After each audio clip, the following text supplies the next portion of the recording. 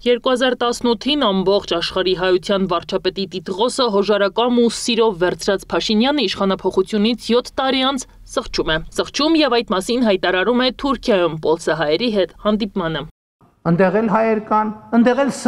սրբություններ ունի Հայաստանը, ընդեղ էլ սրբություններ ունի բա մի րոպե, էս ինչ եք անում, բա մենք էլ ենք այս հարցի մեջ։ Դրա արդյունքում ինչ կստանանք։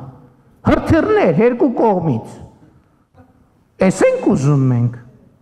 Այսինքն ուզում ենք ընկնենք Թուրքիայի ու բանի Սիրիայի արանքը, ընդեղ էլ հայեր կան, ընդեղ էլ Իսրայելի ու Սիրիայի արանքը, Ռուսաստանի Ուկրաինայի արանքը, Ռուսաստանի Ամերիկայի արանքը։ Պատերազմով է սպառնում Փաշինյանը նաև սփյուռքահայերին։ Ժողովրդան չի կարելի տենց։ Սփյուռքի հայկական կառույցներից ամենամեծից Եվրոպայի հայդատի գրասենյակից նկատում են հանդիպումը լիարժեք չէր, որովհետև հայ համայնքի բոլոր ներկայացուցիչները չէր, որ ներկա էին։ Բոլոր դերությունները հայտարարեն, որ հայ գեցին, հայ արաքելական գեցին չէր մասնակցած Իստանբուլի մեջ, չէր մասնակցած այդ հանդիպման,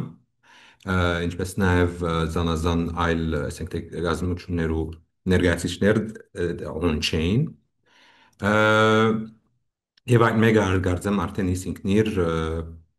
գծնե իրավիճակը կամ վերարմունքը Թուրքիո հայ համայնքի վարչապետի հանդեպ իհարկե հիմա այդ հստակ չէ դակավին ինչ որոշում տեղի ունեցավ ինչ տեսակի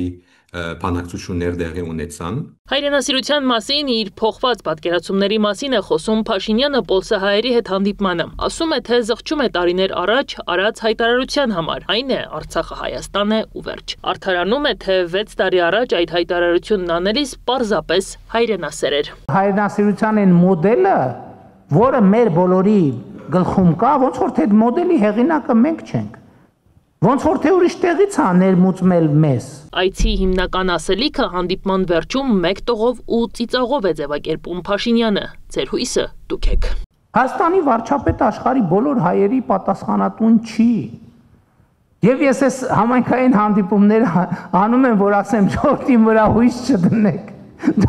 Դուք ձեր համայնքներում ձեր խնդիրները լուծեք Հույսը Հայաստանի եւ Հայաստանի համար միշտ եւ ամենայն միշտ եղած է հայ ժողովրդի վրա, Հայաստանի ժողովրդի վրա։ Մեր ժողովրդավար երկրի հույսը մեր բանակին վրան է, մեր ժողովրդի վրան է, մեր սփյուռքին վրան է, մեր գազམ་գերբություններուն վրան է։ Մի անձի վրա չէ, լա վարչապետ Փաշինյանը կամ ուրիշներ, հույսը միշտ եղած է մեր հավաքական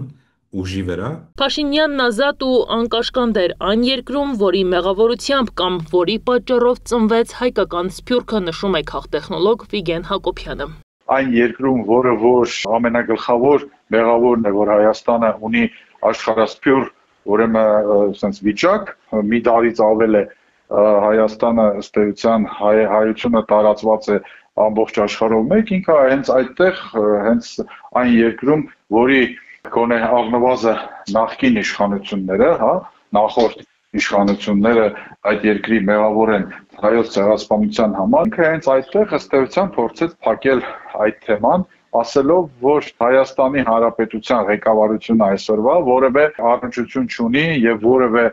հավակնություններ չունի Հայաստանի հայ ժողովրդի պատմության վրա Փաշինյանը Ստամբուլում խոսում է իրական պետության իր պատկերացումների մասին ու հենց այդ երկրում կարմիրով ընդգծում Հայաստանի արևմտյան սահմանից հետո Թուրքիան է, չկա արևմտյան Հայաստան։ Դրանով է պայմանավորված, որ ասում էր, որ նախկինում ես ըստ էության կոպիտ ասած փչացված էի այդ նախորդ նարատիվներով հայրենասիրության եւ ըստ էության ասեց, որ 19 թվականին ես հենց այդ հայրենասիրության ազդեցության տակ այդ կեղծ հայրենասիրության ըստ Փաշինյանի ինքը հայտարարեց որ Արցախը Հայաստանը եւ վերջ իսկ հիմա